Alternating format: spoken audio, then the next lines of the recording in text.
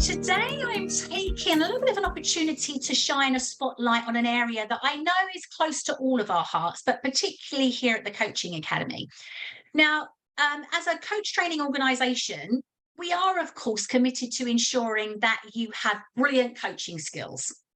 But we also want to ensure that you don't just have brilliant coaching skills and, it's a hidden, it's a hidden talent. So we want to ensure that you also have the knowledge to build a successful business and raise your profile so people get to know about you. So in March, we had a lovely conversation with Mark Williams around raising visibility on LinkedIn. But today we're going to be looking at the world of PR and how you can use the power of PR to raise your visibility as a coach. So today I have the pleasure of talking to the lovely Amanda FitzGerald, who is an award-winning PR and media training expert. And she helps clients to secure massive media coverage. Now, she's helped her clients to have coverage in publications like Forbes magazine, Psychology, the BBC, ITV, Grazia, Red. Her clients call her the ultimate door opener. And I'm really, really excited about today. You're going to want to make sure you've got your coaching notebook. I've got mine here with me because I know from listening to Amanda in the past, you're going to have loads of actionable points to take away. So today, Amanda's going to sort of talk to us a little bit about PR versus advertising. She's going to be sort of sharing with us a little bit about how to get noticed for the right reasons and how to grab a really busy journalist's attention and take us through how you can, in a very sort of short opportunity, short time in your day, find those perfect, whatever perfect means to you, PR opportunities. So, as I say, lots of priceless tips and inspiration nuggets to take away. So I want to maximize our time. So welcome to Coaching Conversations, Amanda. Thank you so much for giving up some of your time to spend with us today. Not at all, and a very big welcome to everybody across the world and here in the UK watching. Fantastic. Well, I first came across your work whilst listening to a podcast, and it was a while ago now, and I know I approached you ages ago. You're such a busy lady, and this was the first time we could fit it in. But on that podcast, you were being interviewed by the Association for Coaching, and it was totally fascinating. And I took loads away, and I know people are going to take loads away from today as well. So let me start just by asking you to share a little bit more about you, who you are, and a little bit about your journey and how you came to be known as the ultimate door opener.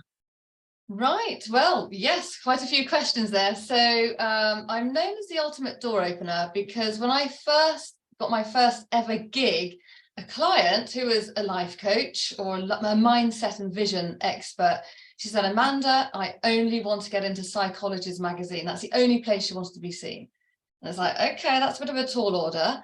And I managed to get her in there. And I managed to get her, she managed to get herself a 4-page spread. So she said, oh my God, you can really open doors. And so she christened me as the ultimate door opener. But the reason why I started is because I used to run a business selling knitwear imported from Peruvian knitwear. I've got a little sample to show you so you can get inspiration. I don't know if you can see the berets. So when my children were born, my ex-husband is Peruvian, and so the Latinos, the in-laws sent over all these lovely gifts. And I thought, what a great idea to sell knitwear, because I wanted to go back to my office. I used to work in London. I used to work in a marketing agency.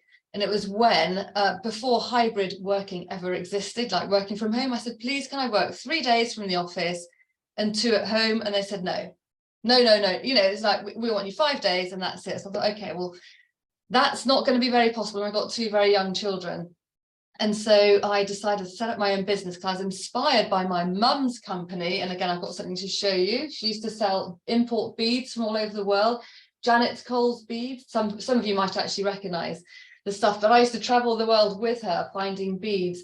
And she managed to get masses and masses of press coverage. And it's rather, my daughter who is studying GCSE biology, she goes, Mum, what does osmosis mean? And I said, well, I talk about that all the time because I was learning PR via osmosis, at the kitchen table. My mum was talking about the press coverage that she had had. She got onto, the BBC Clothes Show Live and all the rest of it. And one day she had a piece, or she wrote off to the Daily Mail and got a very small piece in the Daily Mail. And because it was before email ever existed, it was literally writing letters and sending a postal order. She got sackloads and sackloads of letters from people requesting to buy her catalogue. So that was like the power of PR. You just don't know who you're reaching and where you're reaching when you get the publicity. And so it was like, oh my God, PR is transformational. And we used to live in Worcester. Anyway, went back there to the house where she ran her amazing business. And she just said, yes, it's PR that literally launched it. And she became almost like a household name. So she became known as the Queen Bead because she was so good at her bead business.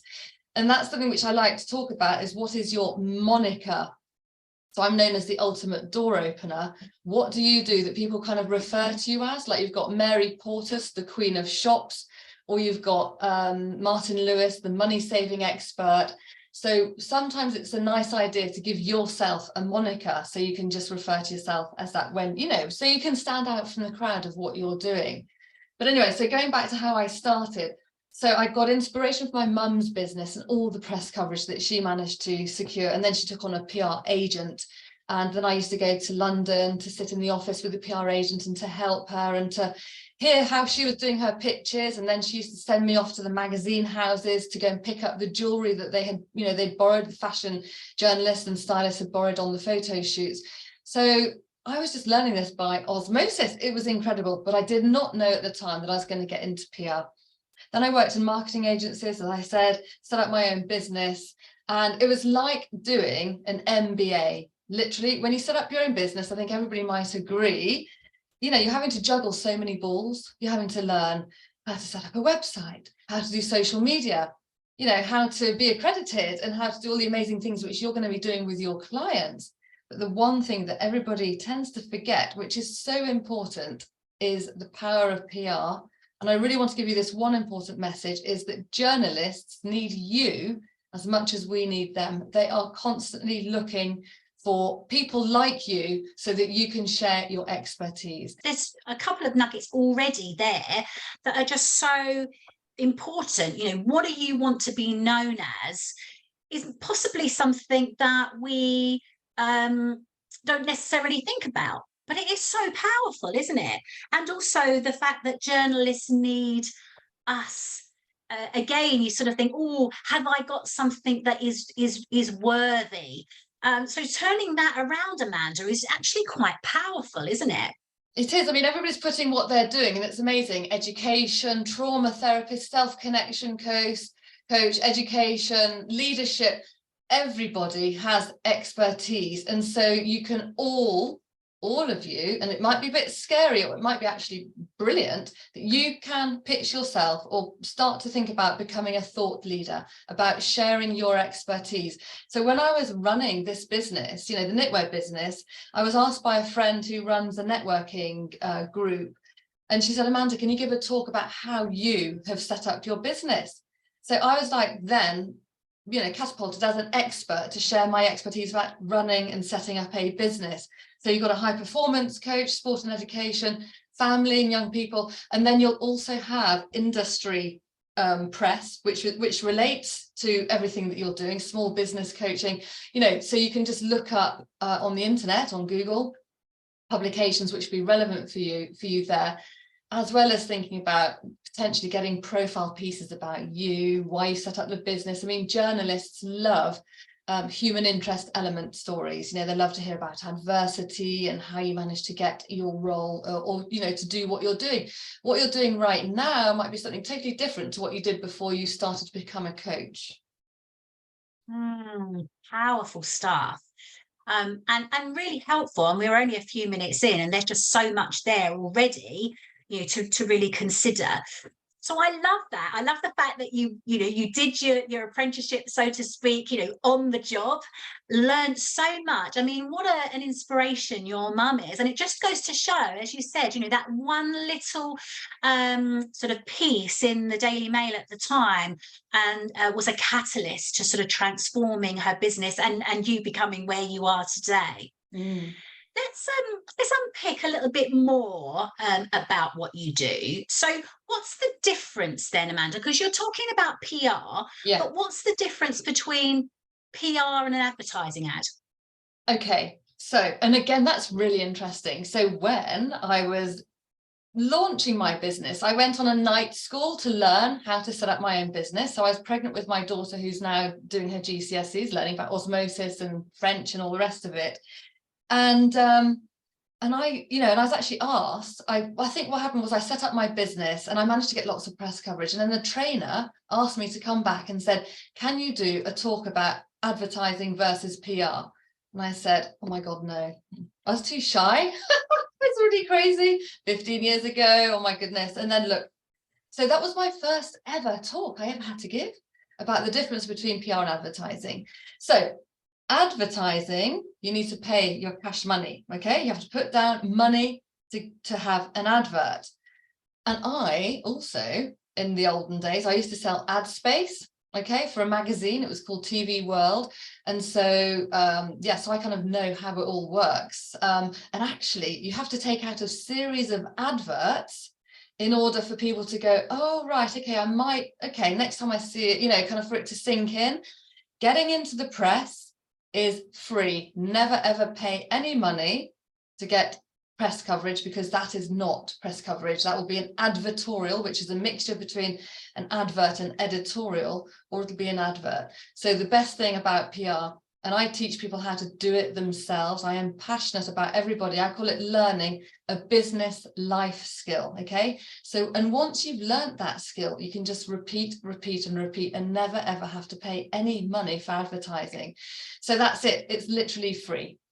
Okay. And so what is PR? So I've got a nice long list of examples of kind of press coverage that you can get. I think I've already covered it. Number one is you can be a guest expert, okay? Or you can issue or give thought leadership pieces. So everybody, I see people, small business coaching, well-being and creativity, all the amazing things, leadership and education in New York, practice life coaching, stylists, self-connection. All of you can offer your thought leadership, your ideas, your inspirations. You might have breaking news. You might be able to be making news in your industry.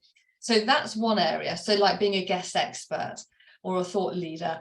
Or you can secure press coverage doing commentary. Okay. So that is, for example, a client yesterday was on BBC London because she is a Savile Row tailor. And the journalist we obviously pitched her, but she was being an expert talking about all the beautiful clothing that all the attendees to the coronation were wearing.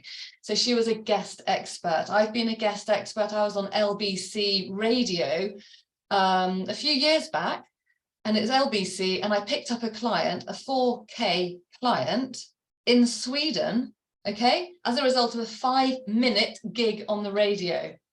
So the power of PR, that was free for me, and it was a brilliant money earner. Do you know what I mean? So that is why press is so important for you to not only establish your authority and also your reach. So other examples of PR are, for example, I bet everybody here has got a TED talk or a TEDx talk. Anybody got a TED talk? Write TED in the comments there. Or you get a speaker gig. So what I'm actually doing right now, I'm being a guest expert. So I'm kind of PR. This is a bit of PR for me because I'm sharing my expertise to you. So that's another example.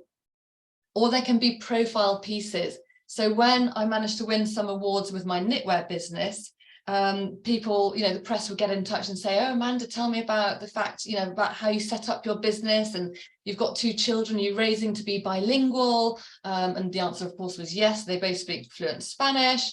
So yes, lots of people wanted to do TEDx talks. So you can do profile pieces, even like a Q&A slot, okay? So, for example, it could be Ask the Expert piece, and all of you, again, I can tell you that you'll be able to be doing Ask the Expert slots. And then I think I mentioned it earlier, breaking news, both locally or nationally, or you might, another area of trying to get into the press, which I managed to get somebody a few years back, and it was incredible. He brought in £210,000 worth of business. It was an investigative journalism piece. So he was doing a bit of whistleblowing in his industry. And also I got another client, some whistleblowing press coverage during the pandemic, with people creating scam courses, because suddenly people who are doing, giving talks around the world, nobody could. It was just literally behind the desk. So people started writing online courses. And there's a massive, flurry of scams, and so we were calling out the scammers there. So there's quite a lot of areas. And then there's one thing I don't want to forget is podcasts. Okay, and then with that you have international reach. So it's where you want to reach. And I do actually say, always try to start with your press coverage going locally. Okay, so kind of cut your teeth, make your mistakes doing local pitches, and then once you kind of got 1 or 2 gigs there locally, or you can just go in straight up and just go international. The world is your oyster. It's up to you where you want to go. Oh, fantastic.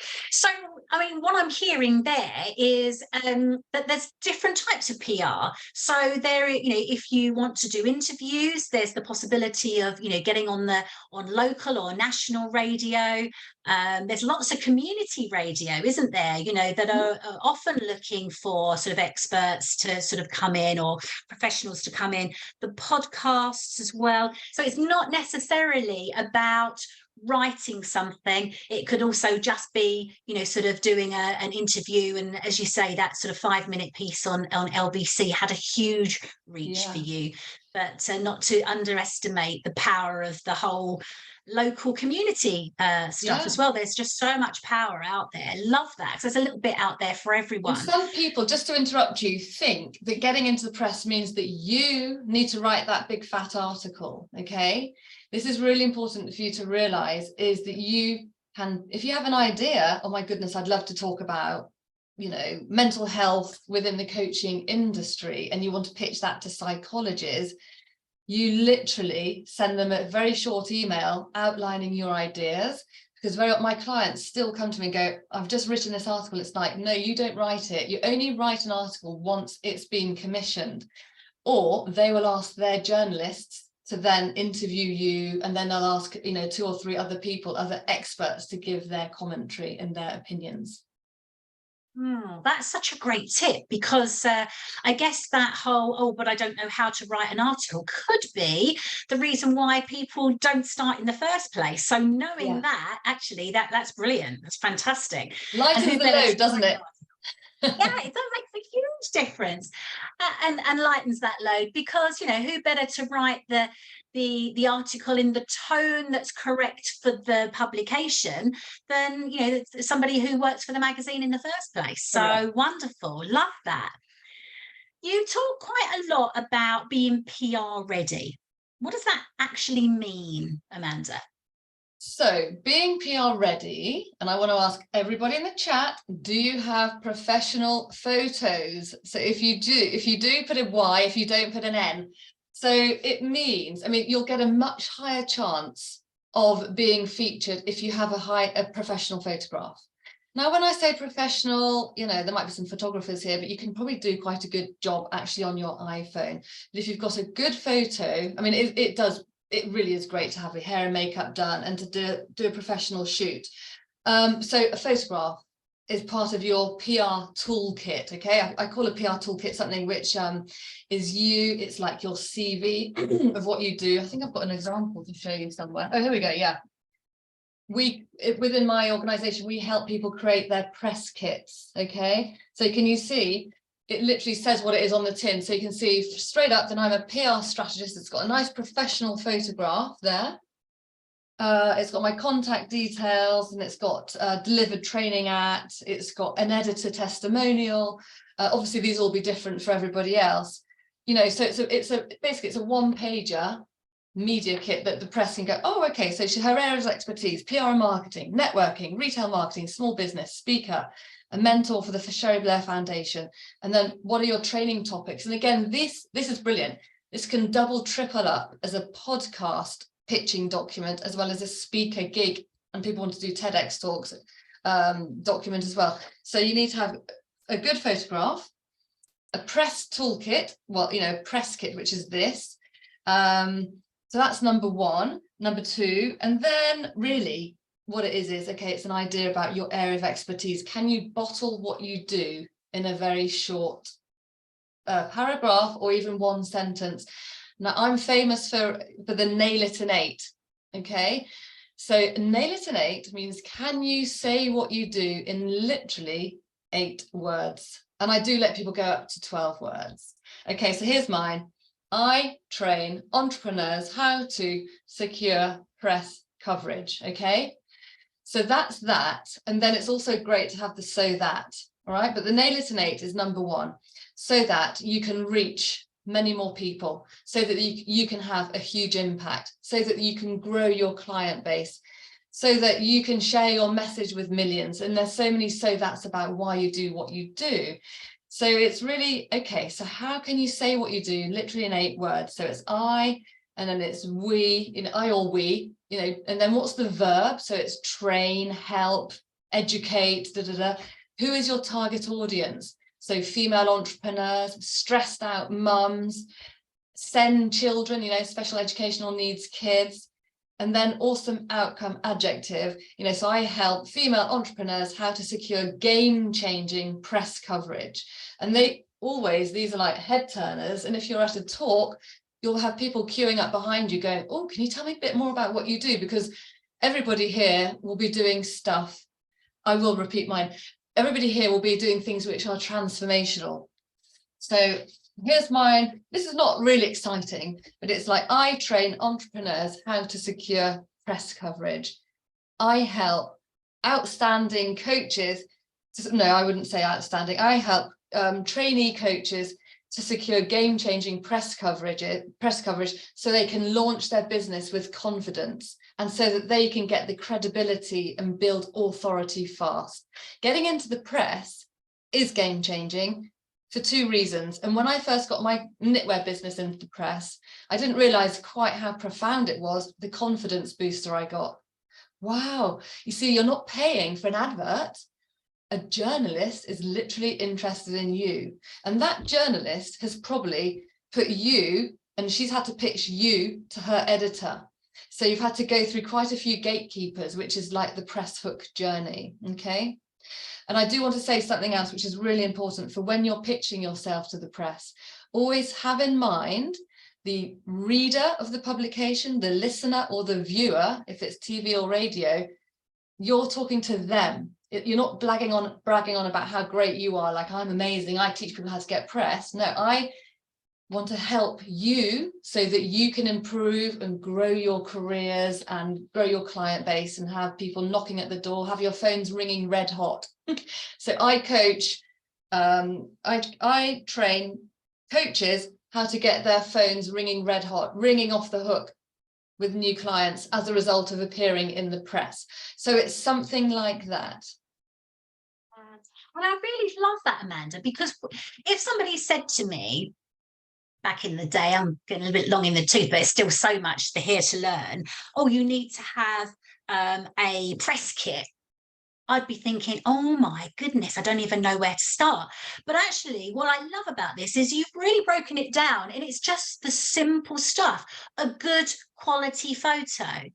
And you're not necessarily saying go out and pay hundreds and whatever for a photo shoot. Great if you can do that, but if you can't, a good quality iPhone or similar shot is so important, isn't it? I had to laugh at Martin's comment in the chat box. Good to have a current up-to-date picture so people don't have a shock when they meet or see you. There you go. That is important, yes. Well, that's not who I thought we were booking for this session. Yeah, absolutely. But yeah, and that hook around, this is what I do, those little things, and also that one pager is something that we can all do, regardless of wherever we are in our coaching journey, whether we are newly qualified or whether we are, qualified or on that journey. Amanda, what about the people that might be here today? Because as you saw from the poll, there are still a lot of people here today that are still coaches in training.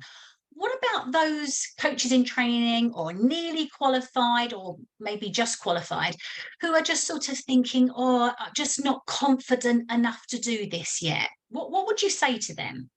Would the coaches in training have any clients at all? Have they? Well, they'll certainly have practice clients for sure. Yes. So here's a great confidence booster. Surely the coach, the practice clients will have given them a great testimonial. So it's all about what people say about you. It's all about building your reputation. So for example, I've got a client, a life coach in South Africa, and she joined me at the beginning of her journey. And she's renewed her contract with me because she can't live without me, number one. But number two, she managed to get herself into Top Sante magazine, and she loves it. So we do pitch clinics. So I invite a journalist, so my clients can then pitch to the journalist and they get really great experience about how to articulate themselves. But so she joined without any masses of of experience, but she did have a few coaching hours under her belt, but she did have testimonials. And she also knows, and I know, that she is transformational in what she does. And she's got lots of strings to her bow. So she does career coaching, life coaching. She's an expert, unfortunately, very sad, tragically, she lost her brother. So she's also she can talk about grief. Okay, so that's what she talks about in the Top Sante article. Everybody here, you'll all have things that you can talk about, that you can literally list out 5 things. Okay, so ask me to talk about small business. I could list 5 things I could talk about. So in the chat again, can your favorite topic, if Sharon just said, okay, tell me 5 things, okay, you're going to be put on the spot, but can you say 5 things about the educational sector or mental health, or I can't see what everybody does now, but you'll all have things that you are great at and that you will be helping your clients with. Okay. Brilliant. Fantastic. So think about those 5 things, everybody. Let's just imagine that you've got an opportunity, maybe through us here at the Coaching Academy, or maybe through Amanda, and you've got that one opportunity to be able to stand up and give that sort of little talk of a lifetime. But what is it you're going to talk on? So think about that. These are all the door openers. Yeah. Mm-hmm. Yes, there you go. Stress and mental health. So all of you who are writing at ADHD, great. We have that in the family, can relate to that. Yes, so, yes, everybody will be able to talk about. I've actually got a client who's autistic and ADHD, and she coaches people. I wonder, Annette, whether you're coaching people in that area. Family conflict. Oh my God, these are great. Stress, burnout, anxiety, body dysmorphic disorder. Yeah. So all of you, high performance in sport. Oh, I need your help. I'm going to be doing a 4K swim in July. Procrastination, confidence, visibility, getting promotion, burnout. Yeah, you see, all of these topics, you'll be able to give, 3 mind map things that you can talk about. Okay. And that is what you can share locally, nationally, even on a podcast or on the local radio. But I want to say another little tip. And that is, I had 2 clients in the press this weekend. I think I've just said that because one's a milliner and one is a tailor, and they were talking about what's going on with the coronation. And you mentioned today that it's National or International Coaching Week. Okay, so the press like to look at, you have to have a reason to, they call it pegging it. Okay, so why are you going to be pitching to the press? You're not just going to talk about parenting because I'm a parenting expert. You're going to talk about parenting because it's going to be, Children's Mental Health Week, or it's going to be a anti-bully day, International Day, or it's going to be going back to school week in September. So then that is when you can peg you and your expertise to the journalist, because they will be looking. Oh, I haven't mentioned this. You need to go to, if lovely Saloni can type this in, to Twitter. And again, please do a Y or an N, whether you use Twitter. I think after I've just said this, you're going to be typing the word Y, the letter Y. So go to #journo requests. okay? Journo request, and then you'll see that journalists are putting out call outs all the time, and you can see what they're talking about. So at the moment it's wedding season. I haven't looked at it today, but you're either going to be responding to the press, you're going to be proactive or reactive. Okay, so and that's another massive tip, is to go to hashtag journo request. When you go in there, make sure you press, there's some buttons, you'll see top latest people. Always press the button which says latest, because that's literally the latest journo request that a journo has just put out. If you go to top, that's the one which has had the most hits and the most engagement, and you'll have missed the boat. So you need to be the early bird catching that PR worm. That's what I say. Great tip. And I know we know that those sort of hashtags are so useful. I mean, I remember years ago, I used to do one, it was sort of like a small business discussion one, based in and around Hertfordshire, which is where I live. And, you know, it was such a great way of raising your awareness, or raising your visibility actually within sort of the small business area within Hertfordshire. And your certainly your tip around, you know, sort of local publications. I remember back in 2011, so I hadn't been qualified long, I qualified in 2010, and my local school was they had a little publication, and they were talking about the sort of the raising awareness around supporting families in schools, and I just wrote a little article for them, and really that was sort of the way that people started to sort of hear about the coaching that I was doing at that particular time. It's interesting, Amanda, you know, this is all about the importance of grabbing the attention of people. You talk a lot about, you know, sort of when I sort of followed you on LinkedIn and the things that you sort of put out and stuff, the importance of grabbing journalists' attention. But journalists are really busy. So how do we grab their attention? What would be the hints and tips, or the major do's and don'ts where that's concerned? Yes, they are really busy. And again, like I said, I interview a journalist a month for my clients, and I always ask them to give 5 pitching tips. And I always ask them, how many emails do you get a day? So in the chat box, guess how many they get a day? Okay, just write any random number. And actually, I wouldn't mind knowing how many I get a day. But anyway, 100, 1,000, 200. Okay, good. 200, 150. Yes, a lot. You're right. The average number tends to be 300 to 400 emails. Okay. My goodness, I thought my inbox was busy, but that's off the scale. I know. And these are all people pitching and pitching and pitching. Wow. And like I said at the beginning, the journalists need you, but don't waste your pitch. So don't send an email with a really boring headline. Okay, you got to do the whole jazz hands. I don't want to say clickbait, but you need to basically encompass what your whole pitch is about.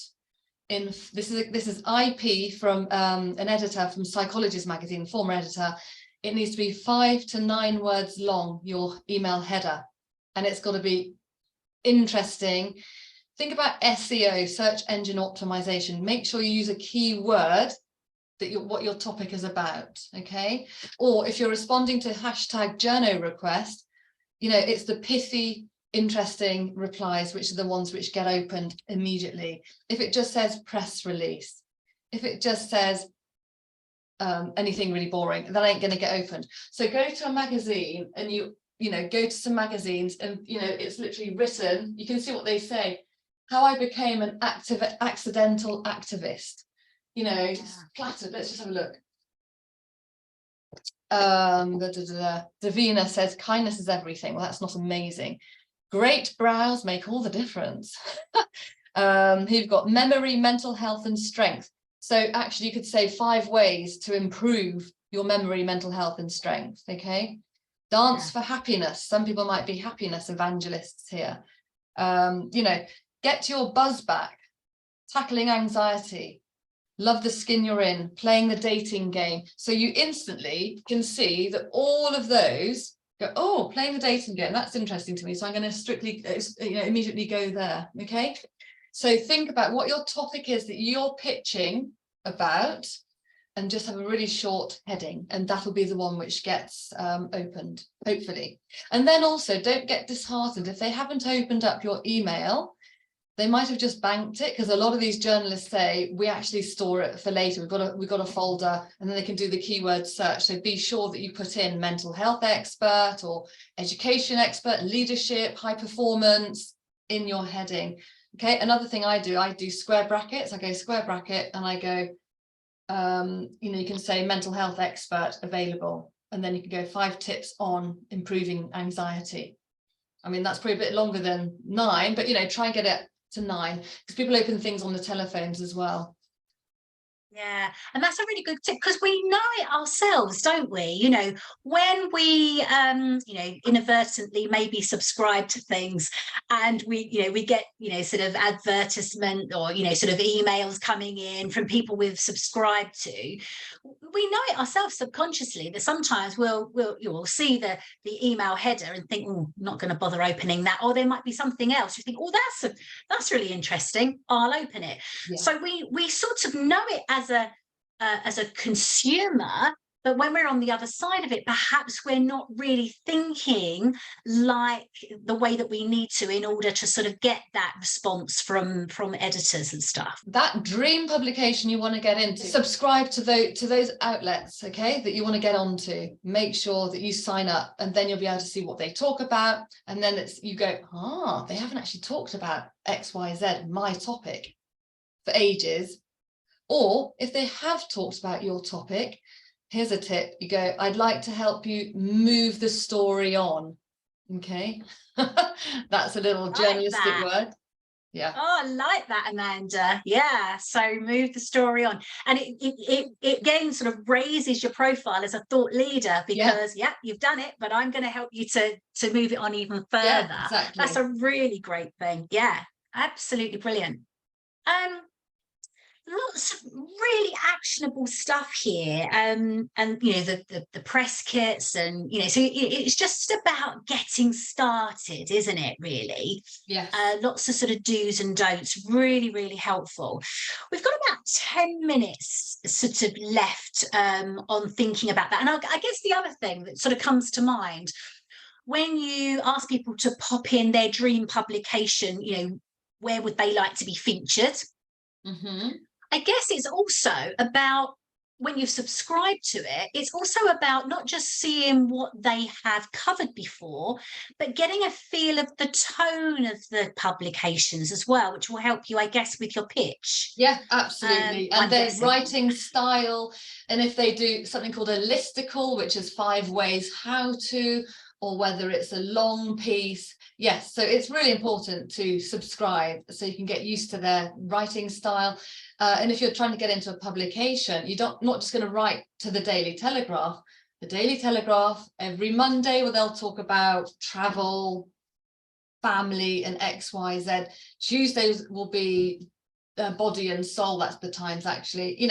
So every publication will have a set area of what they do on each, like, for example, a magazine, it always has, Psychologist has something called The Fix, they've got the dossier, they've got Ask the Expert, and it's where you want to go. So when you are pitching, you'll go, love watching the One Show or the Chris Evans Breakfast Show.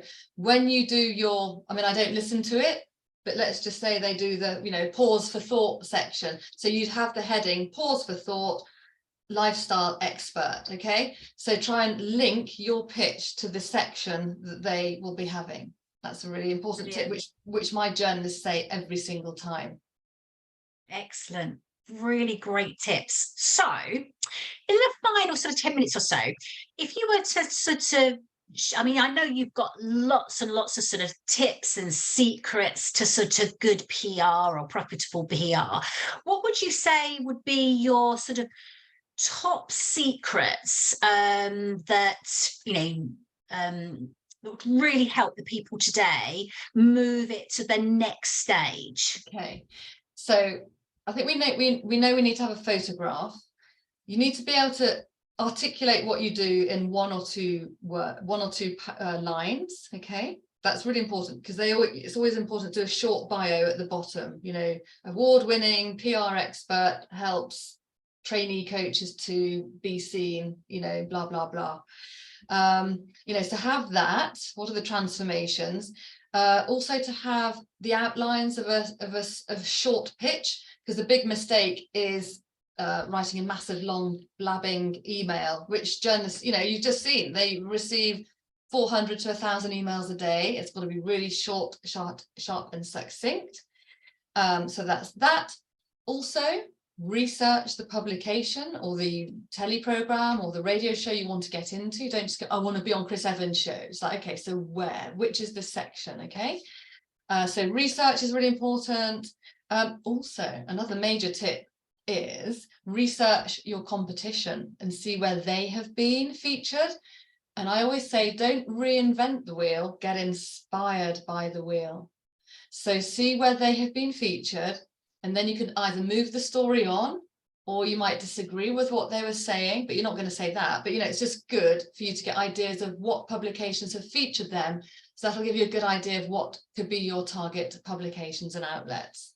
You know, when I was selling my knitwear, my competition was a company called Brora. They sell beautiful cashmere. And so they used to be in the Telegraph, in OK magazine, you know, because my client would be Waitrose woman, like a posh woman, because my knitwear was quite expensive. So just think about, you know, where you would like to be seen, head and shoulders there. Have your PR toolkit. We've already talked about that, you know, having a media kit. Researching the journalist. Don't go in cold. I always say to tune in. Okay, and I also say turn on your PR dial. Okay, so many times I actually ask people, you know, where would you like to be seen, and do you listen to that outlet or publication? They go, no. And it's like, well, that's the first thing, so tune in. And also you can hear, because I listen to the radio, the news in the morning, so I can hear what's breaking. It's like, oh my god, my client, I need to get her to pitch to this, you know, to the evening show, to the, you know, to the PM show on Radio 4, because they're going to be covering that story. There's been a new government survey which you can be responding to. You can put yourself as an expert there. Okay, brilliant, love that. Let's have a look at what Lynn has just popped in the chat box, and she's sort of saying, and I guess that this is sort of maybe, you know, there's just so much to think about, not quite sure where to start. So Lynn's saying, you know, what if you don't know where to be seen? So I guess that's about scattergun approach and trying to sort of draw that down. So what would you say? So first off, Lynn, tell me what you do, then I can get my creative head on. But here we go. When I do my PR masterclass, I ask people to do their profitable PR vision. So what are your PR goals? And this will help you. Is it local press, newspapers, TV? This is all local glossy magazine. Is it national press? Is it TV, radio, newspapers, or glossy magazine? Is it trade press, online or print? Is it podcasts? And is it speaking engagements? So let's hear what Lynn says that she does. And then also, Lynn, have a look at people who, you know, your competitors. EMDR therapy. I don't know what that is. Sorry. What does EMDR mean? That's like an emotional freedom technique. So that's the rapid eye movement tapping. You know, it's a lovely therapy. Yes. Yeah. Okay. Good. Yeah. Yes. Actually, that reminds me. So I don't know what that means. So whenever you're talking about what you do, and people who use acronyms, or I call it jargon, always put in brackets what it is, because the journalist taught my clients never assume knowledge. Okay, and also think about who are the clients that you're trying to attract. Okay, yeah. So when you know the clients you want to attract, go to those outlets, the publications. That's really important. So ask I know you're in training, but think about your current clients or the people who you're practicing with. What do they read for pleasure and for business? Okay, online only. Really helpful. Yeah, so then asking them, and it's like, okay, so the common thread is they tend to read psychologists, they read Spirit and Destiny, or they read Yoga magazine, or they read, you know, whatever. And it's like, okay, right, I need to get myself in there. Okay. Yeah, absolutely. And of course, if people want to find out a little bit more about you, they can ask these type of questions to you directly if necessary, I guess, because we're coming up to the final 5 minutes, and obviously we're not going to have enough to sort of cover everybody's questions. Yeah. But what I want to ask before I sort of sign off and get Amanda to share where you can find out a little bit more about her. I'd like everybody, usually I ask my guest to share sort of one inspirational tip to take away. Well, as you can see, Amanda's given hundreds already. There's just so much value in this one session. So I'm going to ask each and every one of you here to write down and share in the chat box one actionable tip that you're taking away from today. What is it? What's the one thing that you're going to take away and action from today's session? And commit to yourself to do it, and maybe even find someone to hold you to account. Yeah, so lots of you are working together in your networks, in your study buddies. If you're still training, then absolutely commit yourself to one action point, even if it's getting a good quality photograph. You've got to start somewhere. Yes, that's really good. And somebody asked about, once you get your press coverage, what do you then do? So press coverage, yeah, it's like I call it the PR snowball. So you can get published in one outlet, and then you get invitations from other outlets. So it's for, it carries on growing and growing and growing, and you share, the links with your social media. It's brilliant. Press coverage is something you need to do like a daily action. I say you can do press coverage 7 minutes a day. It's all you need. And then it's just a carrying on doing it day in, day out. And it's not a horrible, arduous thing. You just literally pop over to Journey Request, and all start pitching people. And you can do it. You can all do it, because my clients do it all the time. And I teach people how to do it, and they're getting really amazing coverage. And it's like, oh my God, they're here, they're everywhere. So you can all do that. And well done for writing down what you're going to be doing. Excellent, great to see. And it's ranging from, sort of nailing it in 8, asking my clients what publications they subscribe to, getting a press kit together, getting onto Twitter, or just getting a professional photo done. These are all the actionable steps. Break it down. If you're at the beginning of your journey, take one thing. You've obviously written lots of notes, but choose one actionable point as a result of today, and really get started on it, and work together within your network and support each other. Amanda, we have 2 minutes left, and it's been absolutely fascinating, as I knew it would be. How can people find out a little bit more about you and what you do? Okay, so I have a website, and it's amandapr.com, and amandapr.com.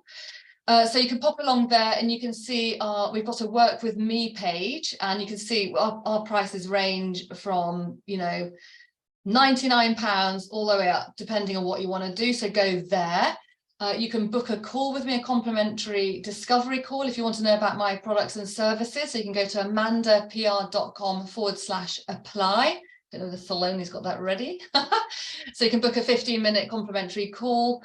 And also we have a PR. Oh no, sorry. Yes, I'm going to be running a masterclass. So you might want to do this as well. It's on the 30th of May, and that is I think it's at 12 o'clock. So you can join that free of charge, and I'll be giving away lots of these tips, and you can actually learn and see the formula for the Nail It in 8. So sign up for that. That would be amazing. And I think Saloni might have the link for that. But just go to my website, get in touch. You can find me on LinkedIn, Twitter, wherever, I'm everywhere basically. And we've also got a PR planner, which will give you a good idea on how to and what events that you can peg your story to. So there's a lot of stuff. Just sign up, just get in touch with me, and I'd love to hear how I can help you get into the press, because it's such a confidence booster. Oh, absolutely. Oh, thank you so much. So there's lots there. And even just following Amanda on LinkedIn, I've been stalking Amanda on LinkedIn for a really long time, and she gives away great, as you've already experienced, so generous with her knowledge and her time and her tips and everything. Amanda, thank you so much. I really, really enjoyed our conversation, and thank you for being so generous with your time and your tips and your tools. It's been great. Hope our Thank you, paths cross everybody. again. Yes. It's been amazing. Thank you, everybody. Make sure you've written down your actionable tips, what you're going to be taking away. I would love to hear how you're all getting on as well. And enjoy the rest of International Coaching Week. Those of you, maybe we should have asked anybody who had used International Coaching Week to raise their profile. But anyway, we're run out of time. I look forward to seeing you all next month. On the 13th of June, same time. But from me, from Saloni, from the whole team at the Coaching Academy, and Amanda, thank you so much for your time. Take care. Thank you very much, Sharon. Bye-bye. Bye.